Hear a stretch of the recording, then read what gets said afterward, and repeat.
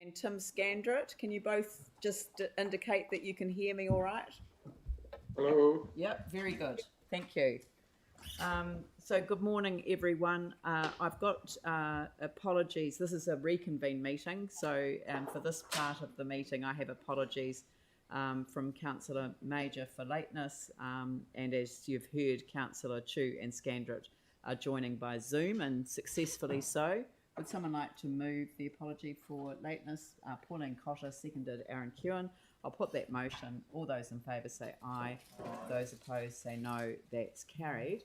We move to item, the next item, which is, I don't know why it's called item 3, but the draft long-term plan, 2021 to 31. And I'm just going to run through the procedure for today. As I said at the beginning, this is the reconvened meeting regarding the draft long-term plan. And on the first day of the meeting, we passed a number of resolutions subject to the inclusion of the Auditor General's report. We now have the Auditor General's report together with the letter of representation to be signed by myself and the Chief Executive. The consultation document had been updated to reflect the comments made by Audit New Zealand prior to the Auditor General's report being provided. And these documents are have been made available to councillors prior to the meeting. So I've got council officials at the table, but I wondered whether Andy Burns, whether you'd like to come and join us at the table as well. And from Audit New Zealand to present the report and answer any additional questions. So the issues for today's meeting are simply in relation to the Auditor General's report as we attended to the other matters the other day. Okay. Welcome. Welcome. Yes, please. What do you need to know? Oh, okay. So thanks for that. Then. You need to know the audit's complete. We've got an audit opinion for you. That's the most important thing. And what does that mean? It means that we are comfortable that your consultation document is appropriate for consultation. And it also means that we've looked at the supporting evidence that underpins that CD is also appropriate for consultation. The opinion is essentially clean with one national exception. There's what we call an emphasis of matter in the audit opinion, and that is simply, and as I say, it applies to all councils, drawing attention to what you all know, which is there are some water reforms coming over the hill, and that might have significant implications for all councils. At this point in time, the plan assumes the status quo and tells the ratepayer that this is all happening. So we're simply drawing attention to that reference in your own consultation document to say, look, this is important, look at it. It doesn't in any way detract from the document. I suppose it tells you that there may be another one coming, something coming later on, but that's after due process has been observed. So that's all I want to say, Your Worship. The audit's done. Yeah. It's a clean opinion, subject to that, but that's not an unclean. It's simply a reference to something that's going on. So the statement, the consultation document was prepared as if these services will continue to be provided by the council, but future decisions may result in significant changes which would affect the information on which the consultation document has been based. That's a statement that's literally going into every consultation document around the country. To the best of my knowledge, there may be a regional council here and there that doesn't get that reference, depending on the extent to which they touch water services. Sorry, the local councils that that's right. In this area. That's right. And it is appropriate that we prepare it on the basis as if the services will continue, because we don't simply have a steer from central government about what that final decision will be. I think that's the view taken across the sector, that it's appropriate to do it that way. Yeah. Good. Thank you. Okay. Did you want to say a few words? Yeah. I'll just hand over to the Chief Executive because she did want to mention something to you. Okay. Thank you, Mayor. Andy, we just wanted from our officer perspective to thank you for working with us all the way through the period. It is absolutely right that the council has taken a very deep look at what it's been doing, and you've been engaged in that. And I'm grateful that you've been able to see how far and deep and wide we have gone. You've recognised it, and you've helped us to be able to get through Wellington hothouse work, as is normal, and we're grateful for that. Thank you. Okay. Thank you. It's always an interesting ride and a good, robust discussion, so that's fine. Well, I must admit that when we had the meeting commence last week, I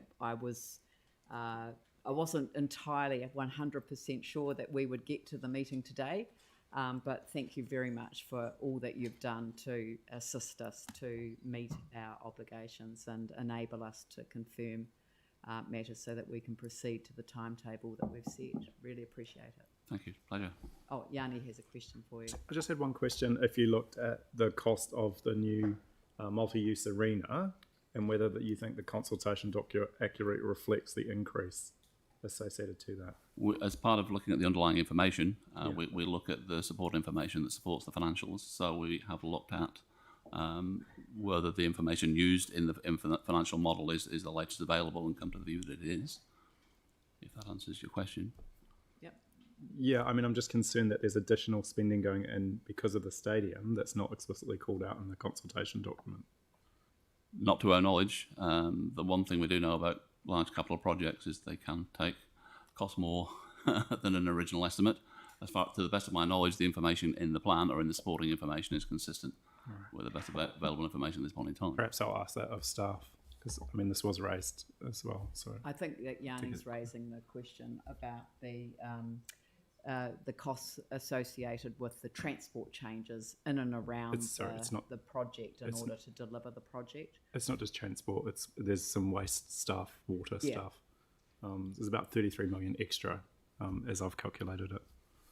Which has all been debated as we've gone through various things. It's not referenced in the consultation document around the stadium costs. Okay, so the question is, does every element of the change to the capital program need to be highlighted in the consultation document? No, Council decides what it wants to put in the consultation document. There is a programme that has been previously consulted on and engaged with government on.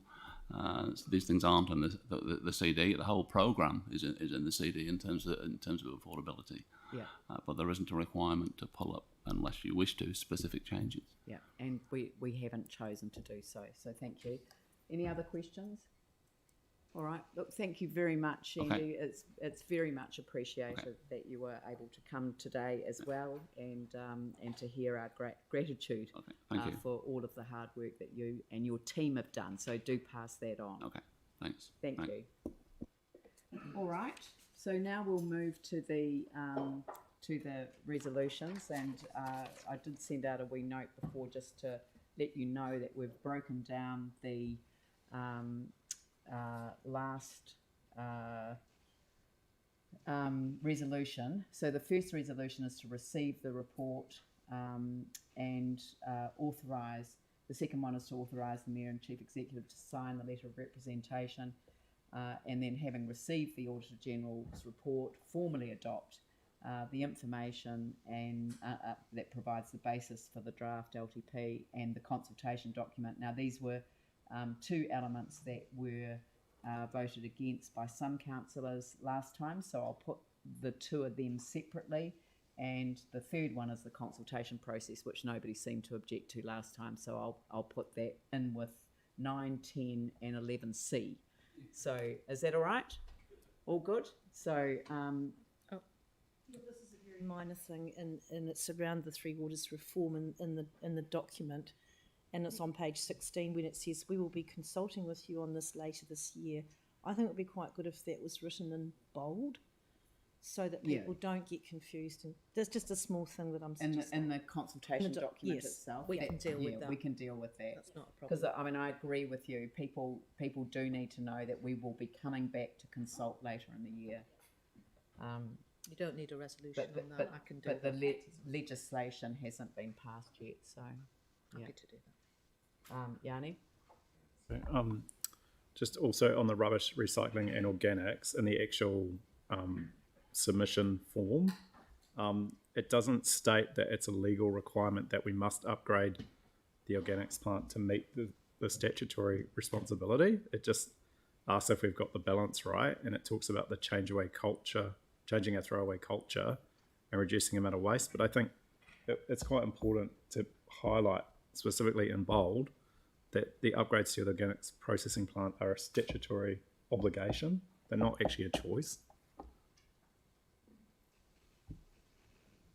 I mean, again, we don't need a resolution. We can make It's probably just a few. Minor amendments. It's probably just a few make minor amendments. minor We've already amendments. resolved that. Yeah. Okay. Yeah. Cool. Because you've already adopted the document. And then you got, I mean, you know about my concern with the stadium or the multi-use arena, so Yeah. I still can't understand why that isn't called out when other projects that are way less are. We haven't resolved to include it within it. So I'll move these resolutions and Andrew will second them. So I will put the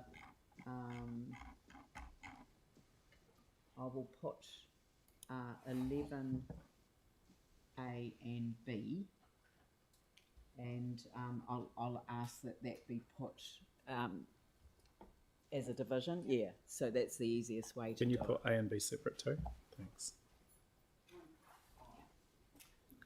Well, I'm happy for A, but I don't support B.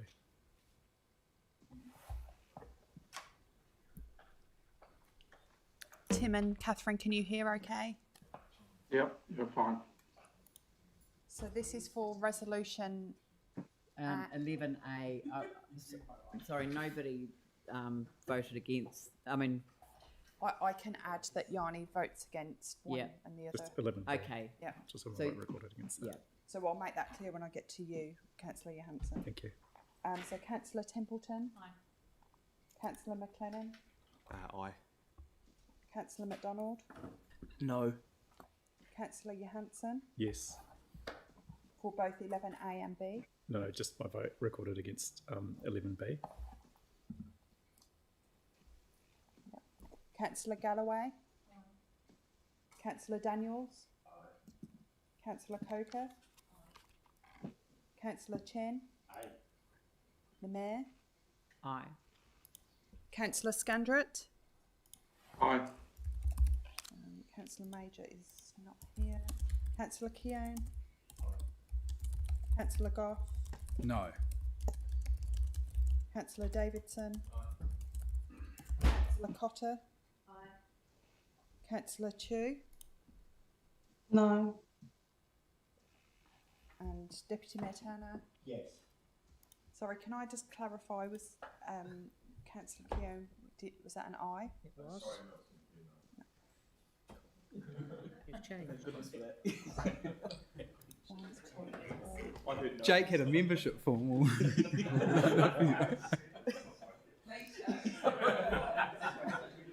He did say aye. I'm not sure why the officer clarified it. So that's all. that's 12 votes for and 12 votes for and 4 votes against. Thank you. That's carried, and I'll put the balance of the resolutions. All those in favour say aye. Aye. Those opposed say no. That's carried. Thank you very much. And that is a record, and I declare the meeting closed. Councillor Daniels, would you like to, before I declare the meeting closed, would you like to end with a karakia, please? Given that it has been a short meeting, I'll do a short karakia from a short elevation. It's all relative, Jack. Te tapu o tātou kōrero ka whakahokia ki te whare, a haumi e hui e tai ki e. Thank you. And I'll declare the meeting closed. Thank you very much.